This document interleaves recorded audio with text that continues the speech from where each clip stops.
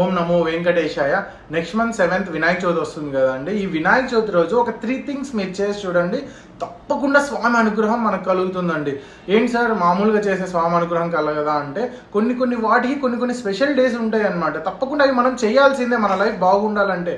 మనం ఎంత దరిద్రాన్ని అనుభవిస్తున్నా, ఎడ్యుకేషన్ పరంగా మన పిల్లలు ముందుకు పోలేకున్నా, మన హౌస్ కొనుక్కోవాలన్నా, వివాహం లేట్ అవుతున్నా, హెల్త్ ఇష్యూస్ ఉన్నా కూడా మనం వినాయకుని పాదాలు పట్టుకుంటే తప్పకుండా మనం బయటపడతాం. ఏంటి ఈ 3 థింగ్స్ మనం ఆ రోజు చేయాల్సిందే అంటే, ముఖ్యంగా మనం ఇంట్లో ఎన్ని రోజులు వినాయకుని పెట్టుకున్నా, పక్కన వీధిలో ఉన్నా కూడా మినిమం 5 days స్వామివారికి తమలపాకు మీద ఓం గం గణపతే నమః సింధూరంతో రాసి స్వామివారి పాదాల దగ్గర ఈవినింగ్ టైమ్స్ అర్చన చేయాలన్నమాట. ఇలా 8 తమలపాకులు తీసుకొని. నెక్స్ట్ సెకండ్ థింగ్ వచ్చేసి, స్వామివారు మంచి ఫుడీ.